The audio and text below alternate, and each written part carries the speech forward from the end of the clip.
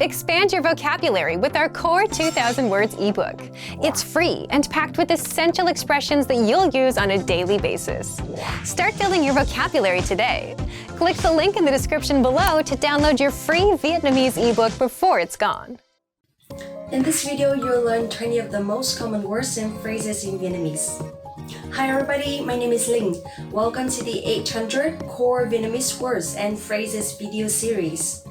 This series will teach you the 800 most common words and phrases in Vietnamese. But there's a twist. With each new lesson in this series, we'll include the previous lessons at the end. So after you've learned the new words and phrases, stick around and review what you learned in previous lessons. Reviewing is one of the most important parts of learning a language. You can also get the full list right now at VietnamesePod101.com. Click the link in the description to access more example sentences, create your own flashcard deck, and finally master Vietnamese. Okay, let's get started. First is Xin chào. Hello. Xin chào. Xin chào. Hello.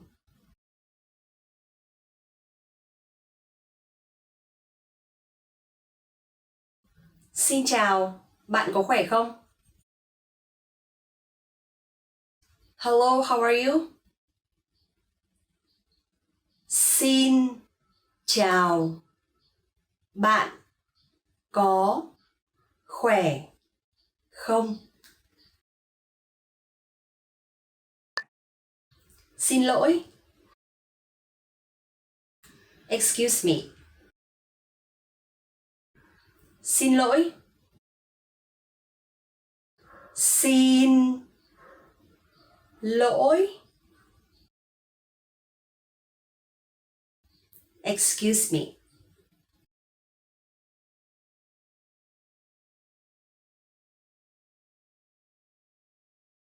Xin lỗi, cho tôi mượn cái bút được không? Excuse me, may I borrow your pen?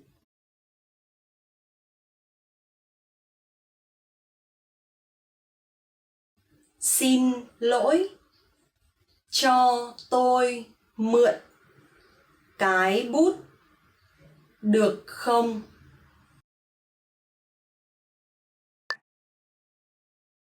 Tôi xin lỗi.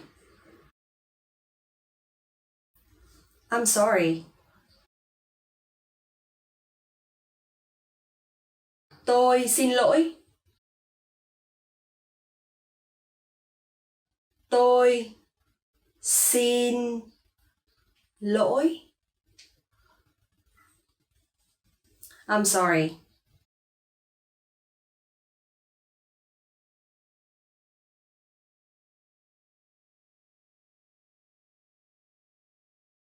Chúng tôi xin lỗi vì sự bất tiện mà chúng tôi đã gây ra. Sorry for the inconvenience that may cause us. Chúng tôi xin lỗi vì sự bất tiện mà chúng tôi đã gây ra. Chúc ngủ ngon. Good night. Chúc ngủ ngon. Chúc ngủ ngon. Good night.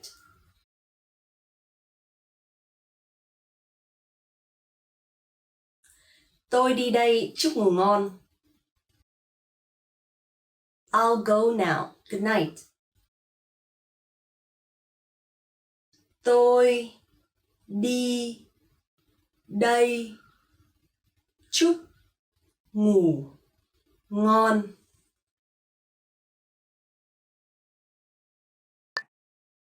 Rất vui được gặp bạn. Nice to meet you. Rất vui được gặp bạn. Rất vui được gặp bạn. Nice to meet you.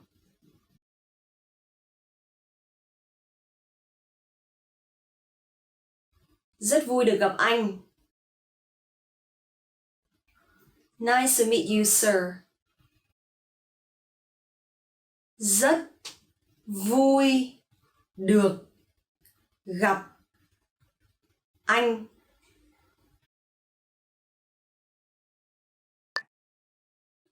Bạn có khỏe không? How are you?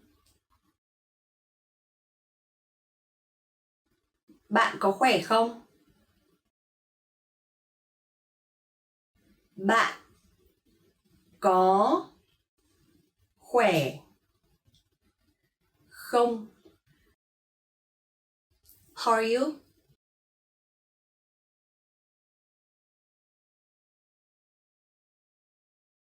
Chào Mary, bạn có khỏe không? Hello, how are you, Mary? Chào Mary, bạn có khỏe không?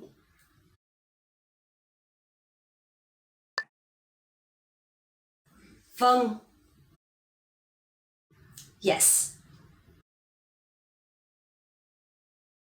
Vâng. Vâng. Yes.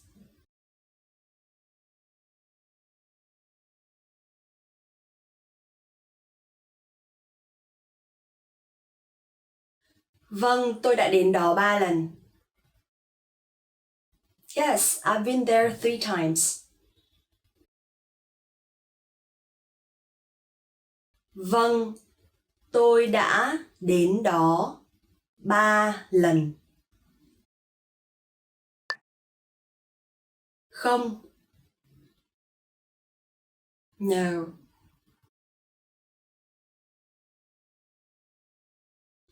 Không.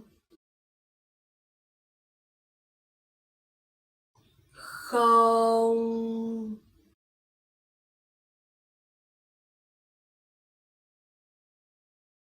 No.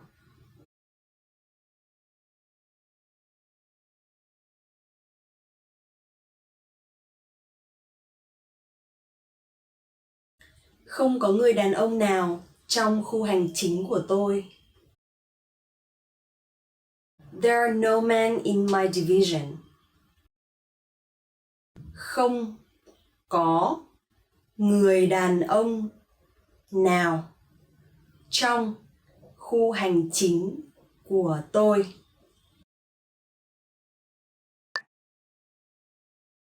Cảm ơn. Thank you. Cảm ơn. Cảm ơn. Thank you.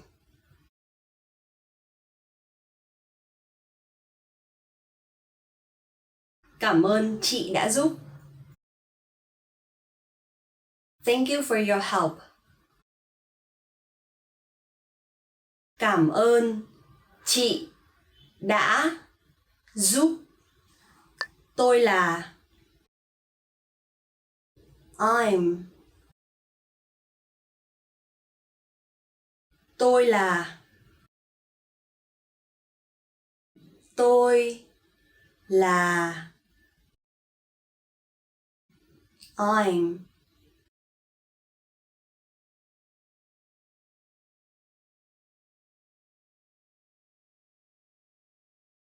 Tôi là Lan. I am Lan. Tôi là Lan.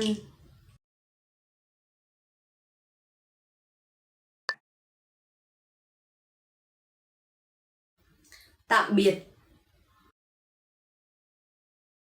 Goodbye. Tạm biệt.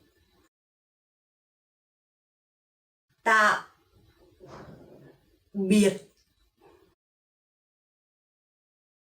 Goodbye.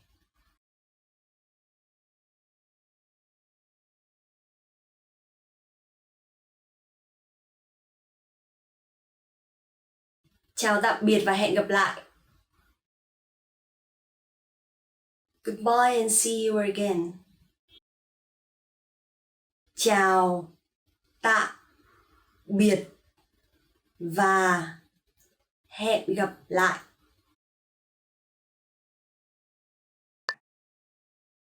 Xấu, hư. Bad. Xấu, hư. Xấu, hư. Bad.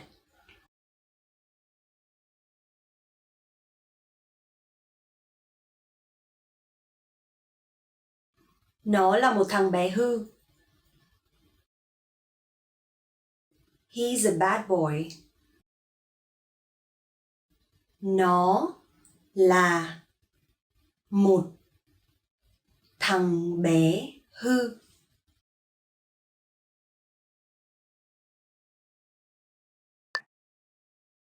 Tốt. Good. Tốt. Tốt.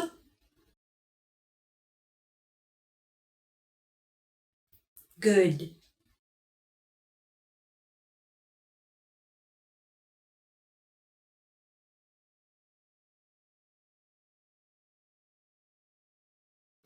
Rau tốt cho bạn. Vegetables are good for you. Rau tốt cho bạn. Xinh xắn, đẹp. Pretty. Xinh xắn, đẹp. Xinh xắn, đẹp. Pretty.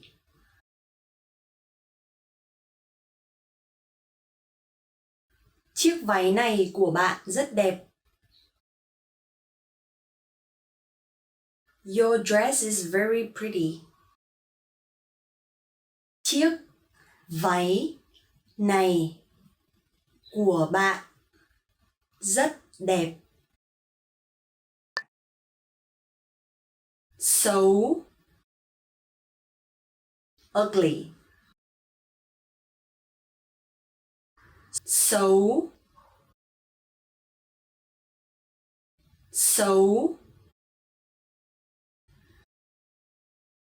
ugly.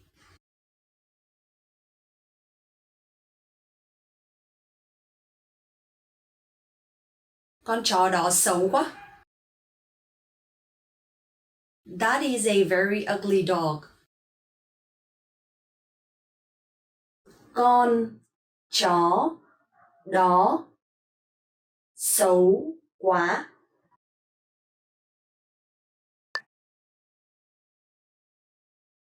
Dễ. Easy. Dễ. Dễ. Easy.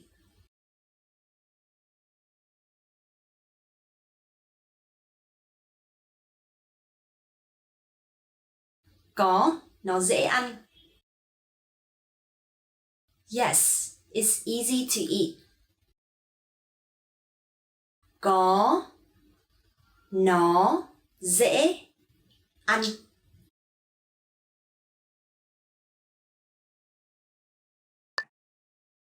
Khó. Difficult. Khó.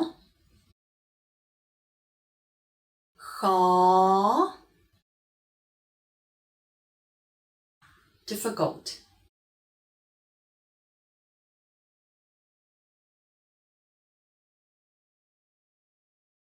Bài kiểm tra ngày thứ tư sẽ khó. Wednesday's test will be difficult. Bài kiểm tra ngày thứ tư sẽ khó. Gần, near.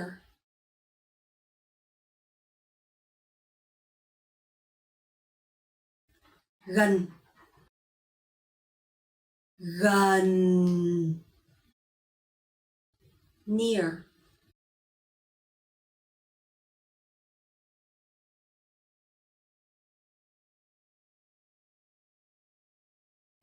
Tôi sống gần trường đại học. I live near the university. Tôi sống gần trường đại học.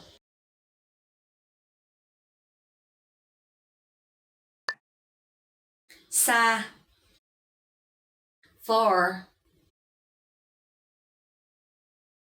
Xa, xa, far.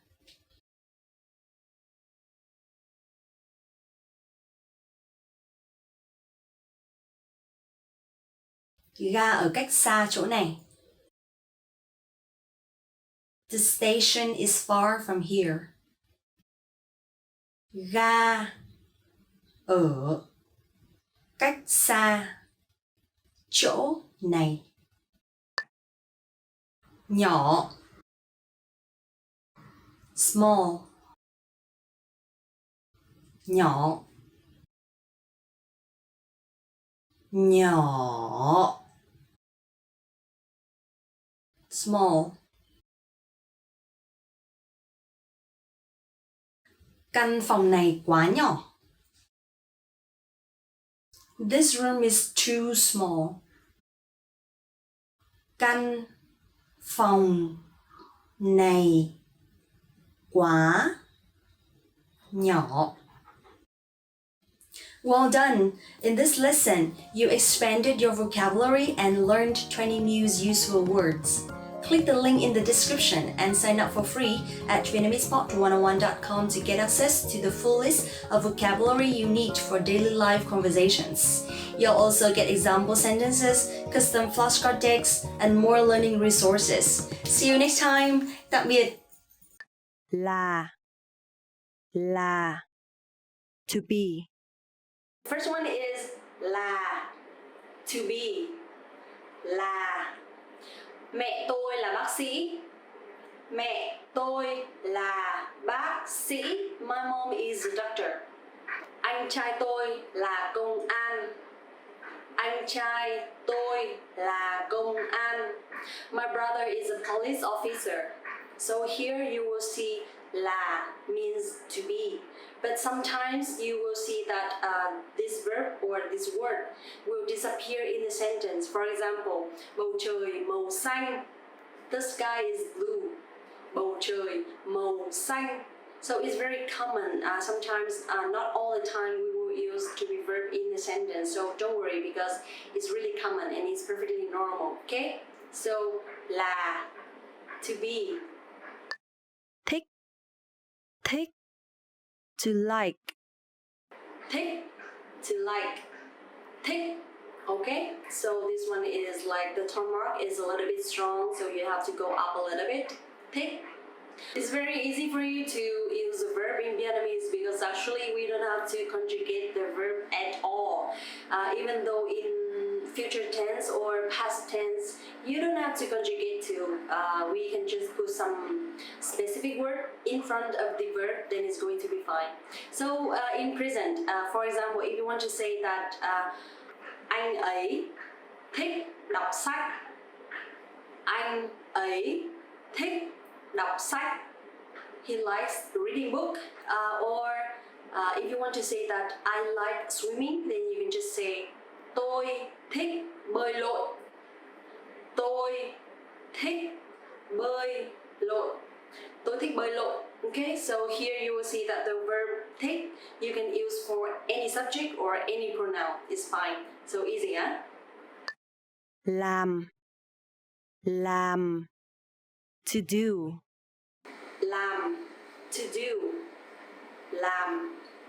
So actually làm means to do but also means to work or working or doing the job. So in sentence you can understand better. Let's say con trai tôi đang làm bài tập về nhà. Con trai tôi đang làm bài tập về nhà. My son is doing his homework. Or in another sentence, let's say tôi chuẩn bị đi làm trong 1 giờ nữa. I'm going to work in 1 hour. Tôi chuẩn bị đi làm trong 1 giờ nữa. Tôi chuẩn bị đi làm trong 1 giờ nữa. I'm going to work in 1 hour. So here làm means to work. So don't forget làm is to do and to work. nói, to say, Nói means to say, but actually here nói also means to speak or to talk. In sentence, anh ấy đã nói rằng anh ấy bị dị ứng với cá. Anh ấy đã nói rằng anh ấy bị dị ứng với cá. He said that he is allergic to fish. So here we use say in the past, right? He said. But actually in Vietnamese, as I mentioned, we don't have to conjugate the verb in the past, but we can just put the word đã in front of the verb, then it's going to be fine. So here, said is đã nói. Okay, so nói is to say, but đã nói is already said, right? So with another word, talk or to speak, for example, anh ấy đang nói chuyện với bạn gái.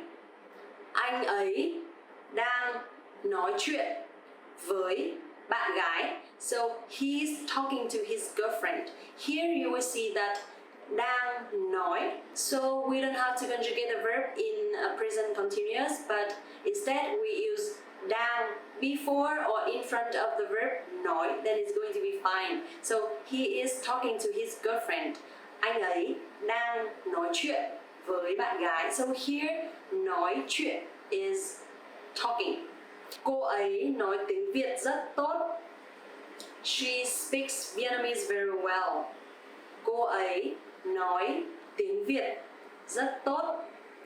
Cô ấy nói tiếng Việt rất tốt. Okay, so here nói means to say, to speak or to talk. giải thích, to explain, Giải thích, to explain. So I don't think we have another word for the verb explain. I think only giải thích is the most exact one. So in sentence, tôi chưa hiểu rõ, làm ơn giải thích cho tôi. Tôi chưa hiểu rõ, làm ơn giải thích cho tôi. I haven't understood clearly. Please explain to me. Or you can say another way. For example, ý bạn là gì? Giải thích đi. What do you mean? Explain it. Ý bạn là gì? Giải thích đi. So, giải thích, explain. nghe, to hear, Okay, so nghe is to hear and also means to listen. So if you want to say that you can hear something, you can use nghe. But also if you are listening to something, you can use also nghe. For example, bác có nghe rõ cháu nói gì không? Bác có nghe rõ cháu nói gì không? Did you hear what I say clearly? So here you will see bác means uncle. So in Vietnamese actually we don't use I and you all the time, but actually depends on who they are, who you speaking with. You will have another pronoun or a specific subject for this kind of person. So here you are talking with an uncle, then you can say bác có nghe rõ cháu nói gì không? Bác is uncle, do you hear clearly what I say? Something like that. So with listen, you can also say that I enjoy listening to the music. Tôi thích nghe nhạc. tôi thích nghe nhạc. So, nghe is to hear or to listen. Đi, đi, to go. Okay, so it's very simple. If you want to say that you're going somewhere or you want to go to somewhere to do something, that you can just say đi. For example, ngày mai tôi phải đi đến trường. Ngày mai tôi phải đi đến trường. I have to go to the school tomorrow. Ngày mai tôi phải đi đến trường. Or if you want to ask someone if they want to hang out with you, or if you want to do something, that you can say đi xem phim không? Do you want to go watch a movie? Đi xem phim không? Đi xem phim không? Or đi ăn trưa không? Do you want to go for lunch? Đi ăn trưa không? Đi ăn trưa không? Or đi uống bia không? Do you want to grab a beer? Đi uống bia không? Đi uống bia không? Okay, so đi is to go. Biết, biết, to know. Biết, to know. Okay, so biết has two meaning. First is to know. For example, chị có biết anh ấy không? Chị có biết anh ấy không? Do you know him? Chị có biết anh ấy không? And the second one is an ability to do something, or you can do something. For example, cô ấy biết nói tiếng Tây Ban Nha. She can speak Spanish. Cô ấy biết nói tiếng Tây Ban Nha. Cô ấy biết nói tiếng Tây Ban Nha. Or anh ấy biết nấu ăn. He can cook very well. Anh ấy biết nấu ăn. So here, biết means also can do something or ability to do something. So biết is to know or can. Lấy, lấy, to take. Lấy, to take. Okay, I like this one because it has several meanings. So first, lấy is to take in sentence. Mỗi người lấy một cái bánh. Mỗi người lấy một cái bánh. Each person takes one bread. Mỗi người lấy một cái bánh. The second one is get married. Lấy means get married. For example, lấy vợ for a man and lấy chồng for a woman. So when you ask bao giờ lấy chồng, that means when will you get married for a woman, something like that. Bao giờ lấy chồng. Okay, and the third meaning is to get. So you can use lấy for to get. For example, bạn đã lấy lương chưa? Did you get your salary? Or bạn đã lấy chứng chỉ chưa? Did you get your certificate? Okay, so lấy means to take, to get married or to get. Nhìn, nhìn, to see. Nhìn, to see. So nhìn means to see, and also you can use for to look in sentence.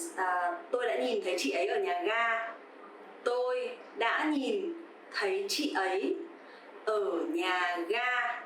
I saw her at the station.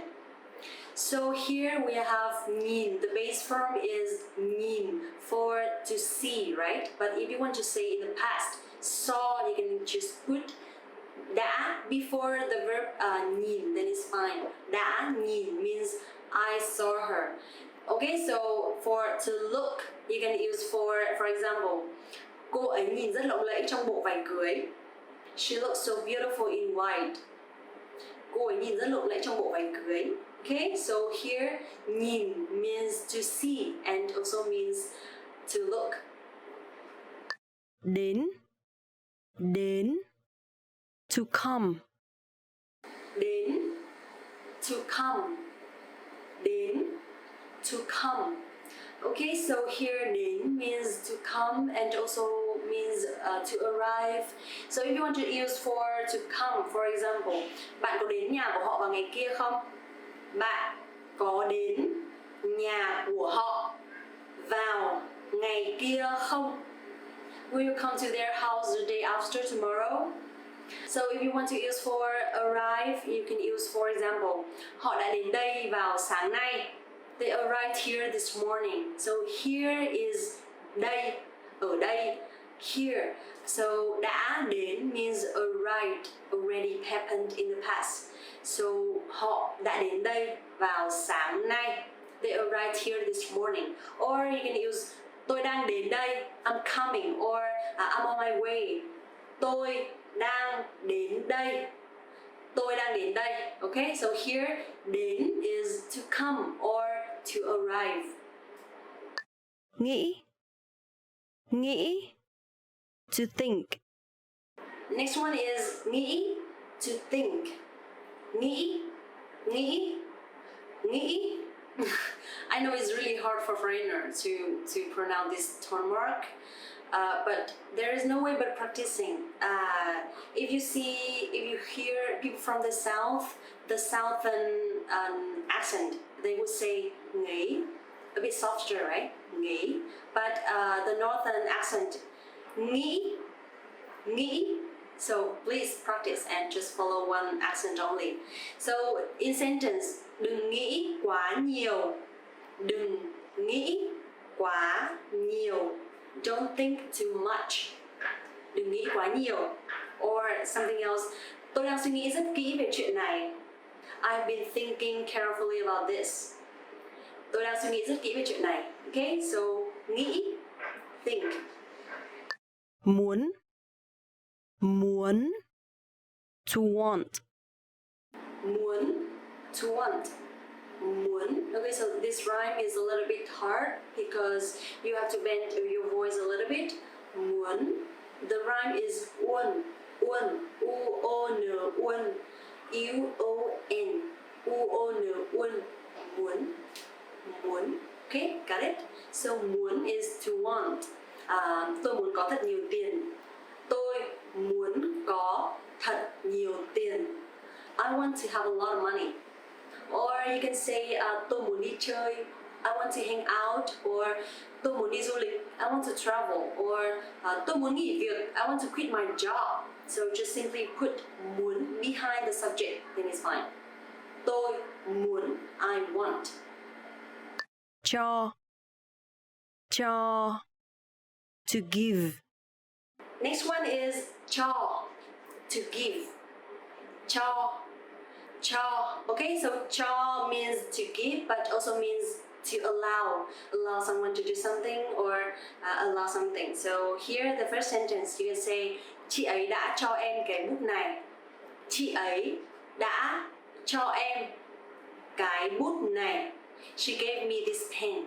So here you have give is cho, but gave is đã cho. Don't forget the keyword for the past, đã. So đã cho means gave, right? Next one is allowed. If you want to say that mẹ cho phép tôi về muộn hôm nay. My mom allowed me to get back home late today.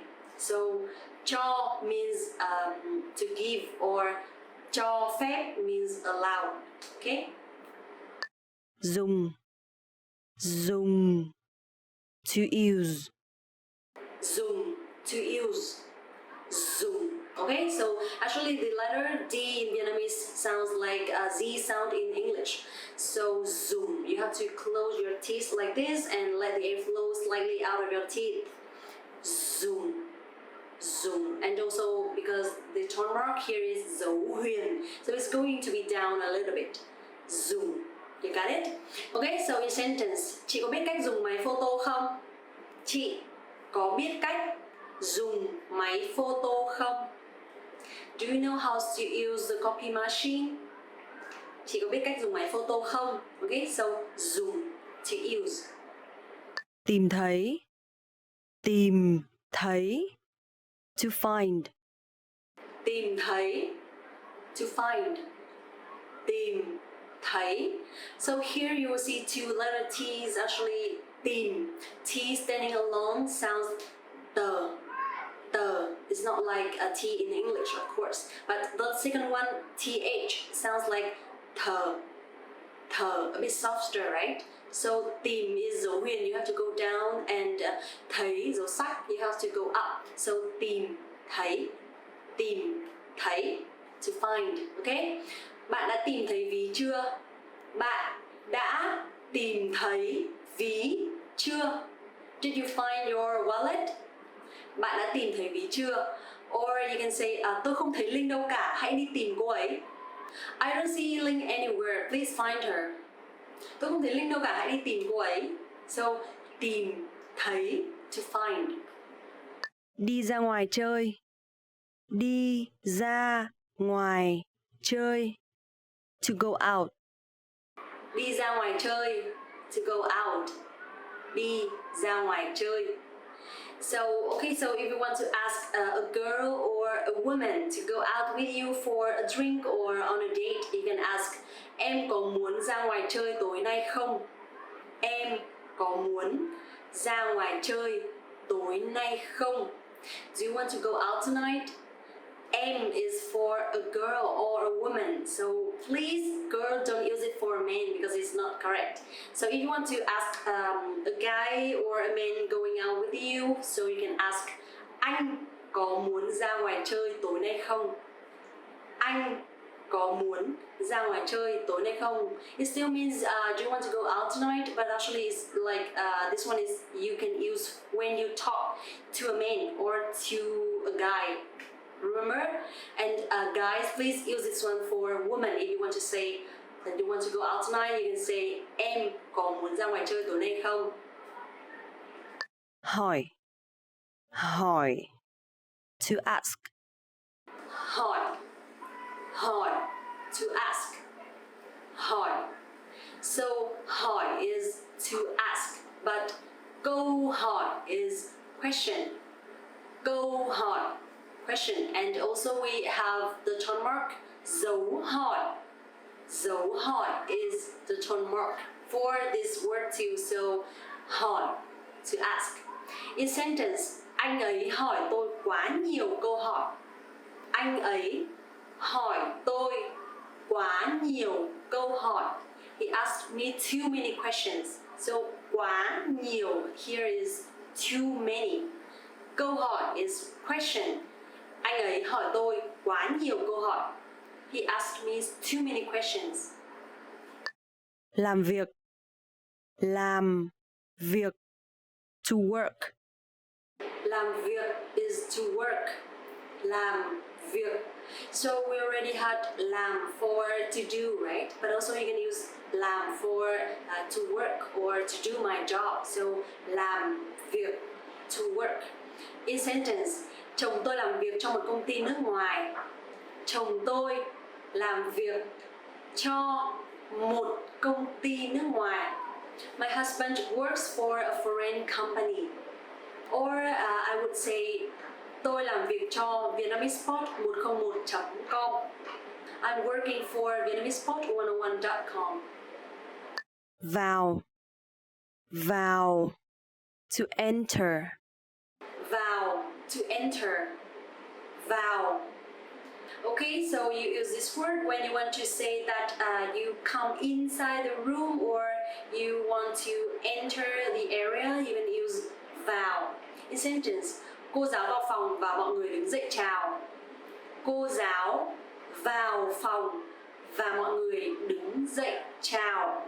The teacher entered the room and everyone stood up to greet her. Cô giáo vào phòng và mọi người đứng dậy chào. Or you can use chúng ta không thể đi vào đường này hôm nay được vì nó bị chặn. We cannot enter this way today because it's blocked. Chúng ta không thể đi vào đường này hôm nay được vì nó bị chặn. So vào is to enter. Cảm thấy. Cảm thấy. To feel. Cảm thấy, to feel. Cảm thấy. Cảm thấy. So here you will see the letter C. You will pronounce like letter K in English, and TH you will pronounce like th. So cảm thấy. Okay, so cảm thấy is to feel, but actually cảm giác is a feeling. So don't forget cảm thấy, to feel. and cảm giác, a feeling. In sentence, bạn cảm thấy thế nào về chỗ này? Bạn cảm thấy thế nào về chỗ này? How do you feel about this place? Or what do you think about this place? Bạn cảm thấy thế nào về chỗ này? Or when you use the word cảm giác, you can use like tôi có cảm giác là hôm nay mình sẽ gặp may. I have a feeling that I will get lucky today. Cảm thấy is to feel and cảm giác is feeling. Thử, to try. Thử, to try. Thử. Okay, so here the letter TH, and you will pronounce thờ. And here the toe mark is dấu hỏi, so it will be thử. Thử is to try, and thử thách is challenge. Thử thách. Okay, so actually it has similar meaning, and in sentence you will see this one clearer. Tôi muốn thử một lần cho biết. Tôi muốn thử một lần cho biết. I want to try one time for the experience. And thử thách, challenge. Học tiếng Việt thực sự là thử thách. Studying Vietnamese is really challenging. Học tiếng Việt thực sự là thử thách. Okay, so thử is to try and thử thách is challenge. Rời khỏi. To leave. Rời khỏi, to leave. So in sentence you would say anh sẽ rời khỏi công ty sau 30 phút nữa. Anh sẽ rời khỏi công ty sau 30 phút nữa. I will leave the company in the next 30 minutes. Anh sẽ rời khỏi công ty sau 30 phút nữa. And don't forget here we have the word sẽ is representing for the future tense. So in Vietnamese we don't have to conjugate the verb in future, but you can just put the verb after the word sẽ, then it's going to be in the future. Anh sẽ rời khỏi công ty trong 30 phút nữa. So rời khỏi is to leave. Gọi, to call. Gọi, to call. Gọi. So here letter G in Vietnamese we pronounce like g. And also the toe mark is dấu nặng. So this word we will pronounce gọi. Gọi, to call. In sentence, gọi cho tôi một chiếc taxi nhé. Gọi cho tôi một chiếc taxi nhé. Call one taxi for me, please. So, gọi cho tôi, call for me. And can you please call for me? Một chiếc is one, and actually taxi in Vietnamese is still taxi. So, gọi cho tôi một chiếc taxi nhé. Call for me one taxi, please. So, gọi is to call, or you can say, can you please call Linh? I want to talk to her. Bạn có thể gọi Linh được không? Tôi cần nói chuyện với cô ấy. So, gọi is to call. Chạy, to run. Chạy, to run. Chạy. Okay, so here in Vietnamese we have two sounds, t and ch. So ch is t, a bit softer, but tr is ch. Stronger. So don't forget, chạy is to run. And in sentence, tôi chạy hàng ngày. Tôi chạy hàng ngày. I run every day. Okay, so don't forget, chạy is running. Bạn, friend. Okay, first one is bạn, is a friend, and in Vietnamese there's only one word bạn to talk about a friend. So it's good to have a lot of friends, especially when you are the only child and you will have someone to hang out with or to share all the time together. So in Vietnamese you can say cô ấy là bạn của tôi. She is my friend. Cô ấy là bạn của tôi. Cô ấy là bạn của tôi. And remember, the word của tôi is mine, actually is behind the noun. Cô ấy là bạn của tôi. It's not của tôi bạn like in English. So bạn của tôi. And something else we can say, cô ấy có nhiều bạn vì cô ấy rất thân thiện. She has a lot of friends because she is very friendly. Cô ấy có rất nhiều bạn vì cô ấy rất thân thiện. Cô ấy có rất nhiều bạn vì cô ấy rất thân thiện. So bạn is a friend. Cà phê, cà phê, coffee. Cà phê, coffee, cà phê. Okay, this one is my favorite thing because I love Vietnamese coffee. It's really, really tasty and the smell is so good. Every time I introduce Vietnamese coffee with my friend, especially foreigner friend, they will love it because it's so delicious. And especially when you drink in the evening, then you cannot just sleep the whole night because it's really strong. It's that strong, so just be careful. Just drink in the morning, then it will awake your body the whole day. So in Vietnamese, you can say cà phê Việt Nam có hương vị rất đặc biệt. Vietnamese coffee has a special taste. Cà phê Việt Nam có hương vị rất đặc biệt. Or nếu bạn đã từng thử cà phê Việt Nam, chắc chắn bạn sẽ không thể quên hương vị thơm ngon của nó. If you ever tried Vietnamese coffee, then you will never forget its tasty flavor. Cảm ơn, cảm ơn. Thanks. Cảm ơn, thanks. Okay, actually this one you can use for both formal and informal ways.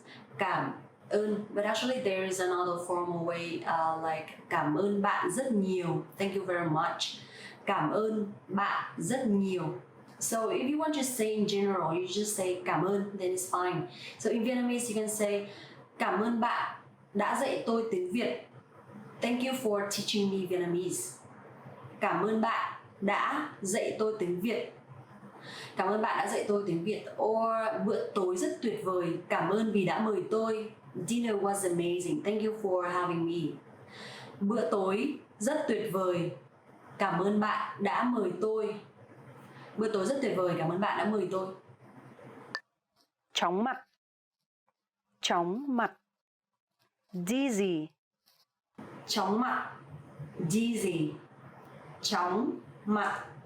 Okay, chóng mặt is dizzy. Actually, this is a compound word, so it doesn't mean anything if you split this one. So just use chóng mặt as dizzy. Especially when you come to Vietnam and suddenly you're not feeling well and you want to ask for people's help. So you can ask, xin lỗi tôi thấy chóng mặt quá. Bạn có thể giúp tôi được không? Excuse me, I feel so dizzy. Can you please help me? Xin lỗi, tôi thấy chóng mặt quá. Bạn có thể giúp tôi được không? Đẹp, beautiful. Đẹp, beautiful.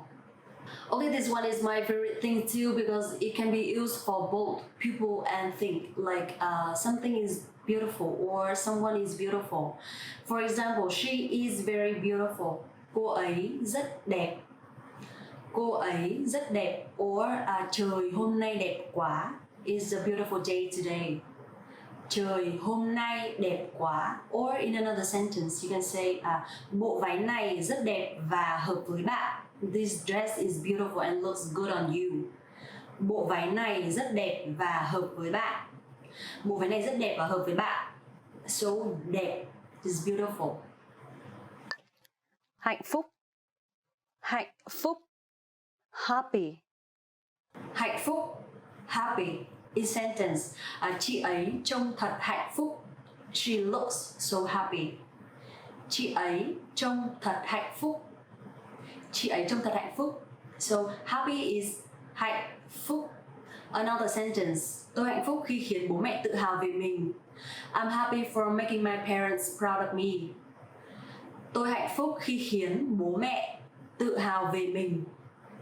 Tôi hạnh phúc khi khiến bố mẹ tự hào về mình. Khỏe mạnh, khỏe mạnh. Healthy. Khỏe mạnh, healthy. Okay, this one in Vietnamese, if you are talking about a person, then it's going to be khỏe mạnh. For example, trông ông của anh ấy rất khỏe mạnh. His grandfather looks so healthy. Trông ông của anh ấy rất khỏe mạnh. Trông ông của anh ấy rất khỏe mạnh. But if you are talking about food, then it's going to be lành mạnh. In sentence, đồ ăn Việt Nam rất lành mạnh. Vietnamese food is very healthy. Đồ ăn Việt Nam rất lành mạnh. Đồ ăn Việt Nam rất lành mạnh. Kỳ nghỉ. Kỳ nghỉ. Vacation. Kỳ nghỉ. Vacation. Okay, this one everybody loves it because no work, no school, just free time and traveling and so on. So in sentence you can say, bạn đã có kế hoạch gì cho kỳ nghỉ này chưa? Do you have any plan for this vacation? Bạn đã có kế hoạch gì cho kỳ nghỉ này chưa? Bạn đã có kế hoạch gì cho kỳ nghỉ này chưa? Or bạn sẽ đi đâu vào kỳ nghỉ này? Where are you going for this vacation? Bạn sẽ đi đâu vào kỳ nghỉ này? Bạn sẽ đi đâu vào kỳ nghỉ này? So, kỳ nghỉ, vacation. Ngủ. Ngủ. To sleep. Ngủ, to sleep. Ngủ. Okay, this one is my favorite word too because I really enjoy sleeping. I don't know why, but it has to be more than 8 hours a day. Actually, I sleep a lot. So, but it's good because you feel stronger after sleeping enough. So, in sentence, em bé đang ngủ. The baby is sleeping. Em bé đang ngủ. Em bé đang ngủ. Actually, in Vietnamese, if you want to conjugate the verb in present continuous, you can just put the word đang before the verb, that is fine. Đang ngủ is sleeping, or đang ăn is eating, or đang học is studying. So it's easy, right? And as well, another sentence. Mình nên đi ngủ sớm hôm nay vì sáng mai mình phải dậy sớm. I should go to sleep early today as I have an early tomorrow. Mình nên đi ngủ sớm hôm nay vì sáng mai mình phải dậy sớm. Mình nên đi ngủ sớm hôm nay vì sáng mai mình phải dậy sớm. Thật tuyệt. Thật tuyệt.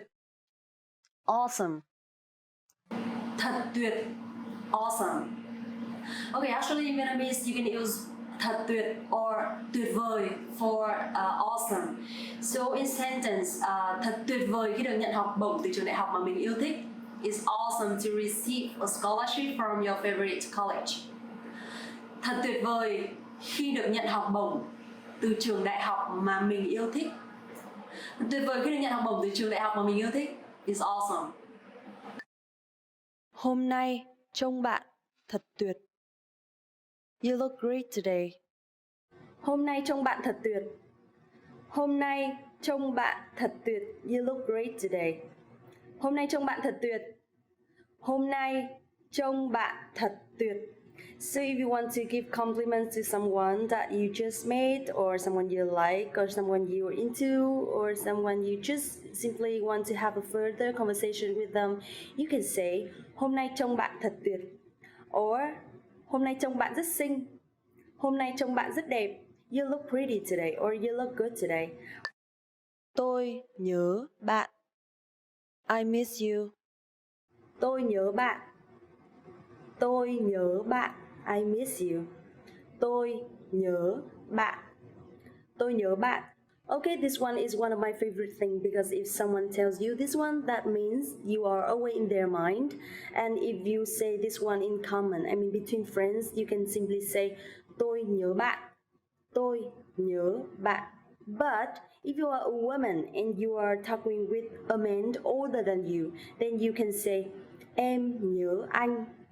Em nhớ anh. And also if you are a man and you are talking with a woman younger than you, then you must say anh nhớ em. Anh nhớ em. I know it's confused, right? But you get used to it because you can say it quite often, or this one is very common. So don't forget to say tôi nhớ bạn. Em nhớ anh. Anh nhớ em. Bạn đã làm rất tốt. You did a great job. Bạn đã làm rất tốt. Bạn đã làm rất tốt. You did a great job. Bạn đã làm rất tốt. Okay, this one is when you want to give compliments to someone or something that someone have done very well before. You can say bạn đã làm rất tốt, bạn đã làm rất tốt trong lớp học. You did a great job in the class, or bạn đã làm rất tốt ngày hôm qua. You did a great job yesterday. Sẽ có một khoản tiền thưởng vào cuối tháng. There will be a bonus at the end of the month. Sẽ có một khoản tiền thưởng vào cuối tháng. Sẽ có một khoản tiền thưởng vào cuối tháng. Sẽ có một khoản tiền thưởng vào cuối tháng. There will be a bonus at the end of the month. I think everybody wants to hear this one all the time, not only at the end of the month. So if you want to inform your colleagues or your friends working in the same company, you can say sẽ có một khoản tiền thưởng vào cuối tháng. Actually, this way sounds a bit formal, and if you want to talk with a friend, close friend, you can just simply say cuối tháng này có thưởng. Cuối tháng này có thưởng đấy. Sẽ có một khoản tiền thưởng vào cuối tháng. Bạn là một đầu bếp tuyệt vời. You are an excellent cook. Bạn là một đầu bếp tuyệt vời. Bạn là một đầu bếp tuyệt vời. You are an excellent cook. Bạn là một đầu bếp tuyệt vời. So if someone invites you for the first time to come to their house for lunch or for dinner, you should say bạn là một đầu bếp tuyệt vời after the lunch or after the meal. Bạn là một đầu bếp tuyệt vời. But time to time when you're getting closer and you are no longer a stranger or something like that, so you can say bạn nấu rất ngon. You cook very well. Bạn nấu rất ngon. I want to say this one for mom all the time. Mẹ là một đầu bếp tuyệt vời. Mom is an excellent cook. Mẹ là một đầu bếp tuyệt vời. So you can put the subject before mẹ or bạn. Bạn là một đầu bếp tuyệt vời. Mẹ là một đầu bếp tuyệt vời. You are an excellent cook. Mom is an excellent cook. You are at a train station where you're attempting to buy an express ticket from a ticket machine. Which option should you choose to buy an express ticket?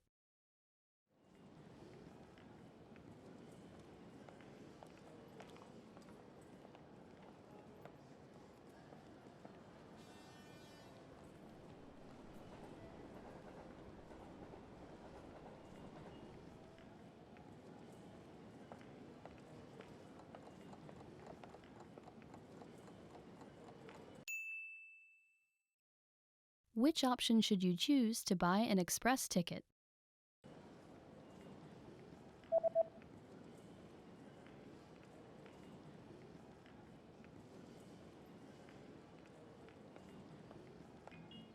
The option on the bottom left is for an express ticket. Vé tàu nhanh.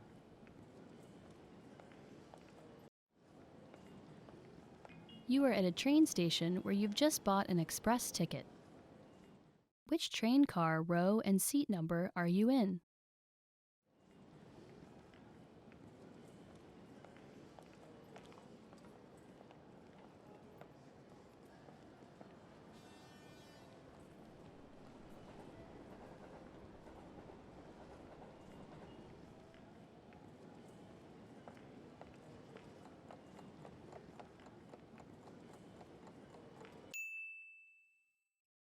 Which train car, row, and seat number are you in?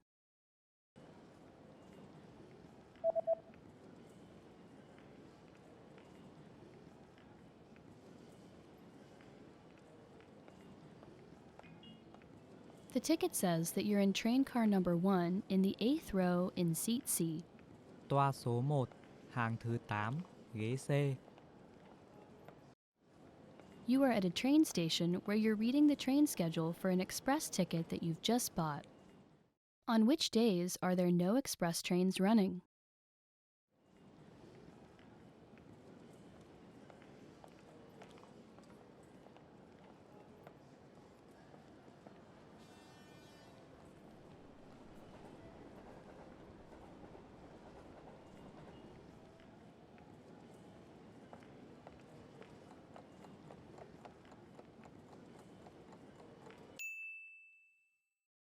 On which days are there no express trains running?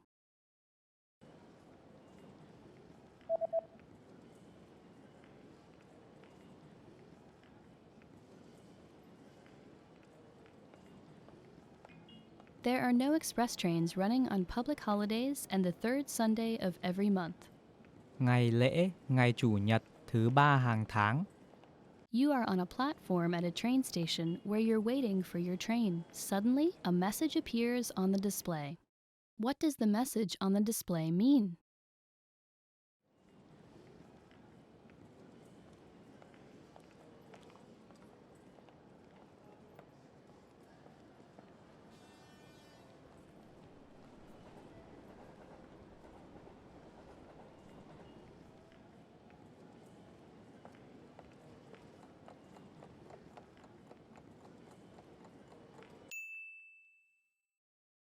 What does the message on the display mean?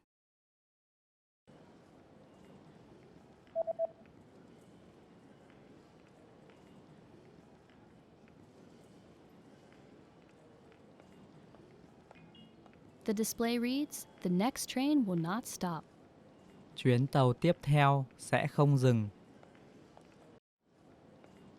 You are at a train station where you're looking for the best exit to catch a taxi.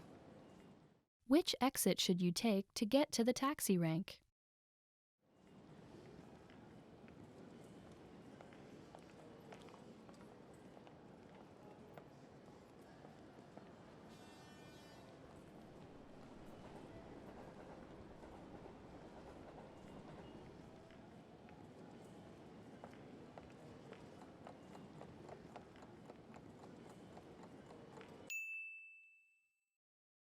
Which exit should you take to get to the taxi rank?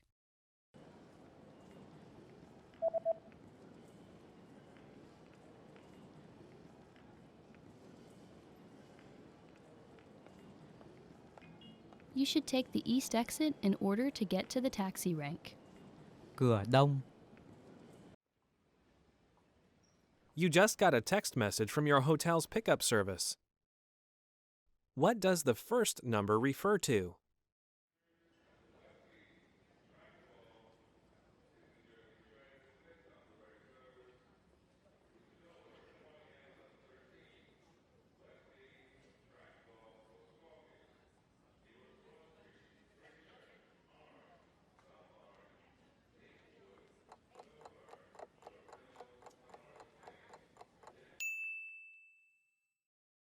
What does the first number refer to?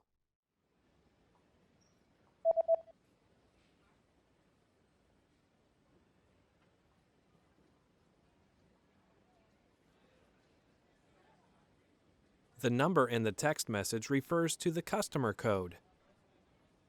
Mã khách hàng. You're checking out the hotel's facilities when you see a notice on a door. What does the notice mean?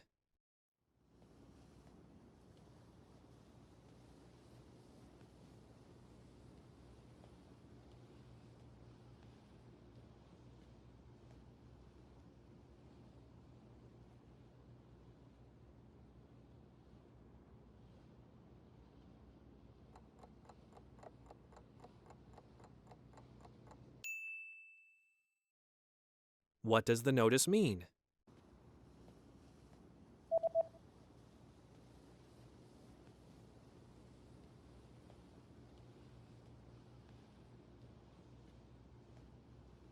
The notice reads, "Do not enter." Không được vào.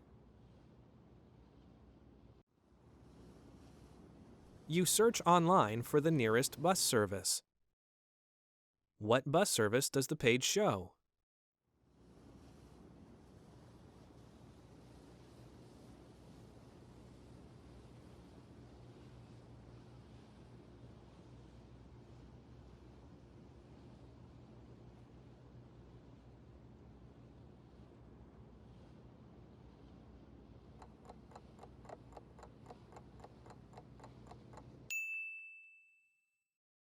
What bus service does the page show?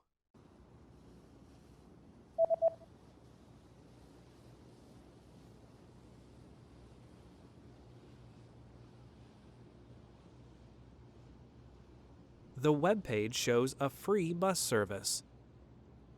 Dịch vụ xe buýt miễn phí.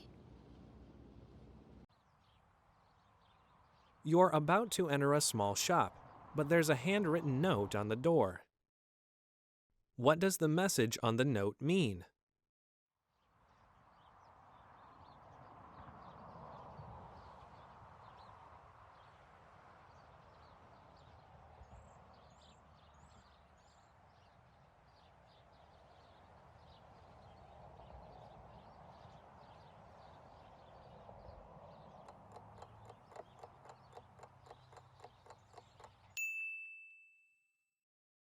What does the message on the note mean?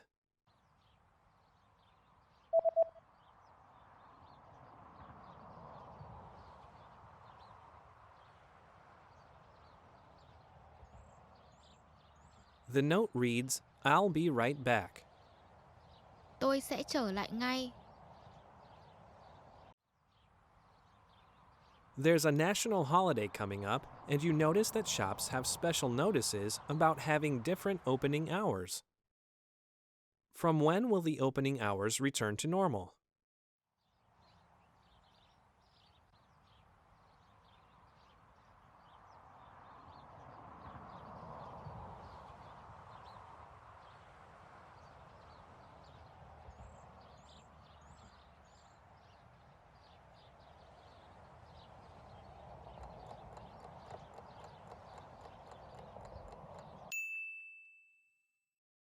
From when will the opening hours return to normal?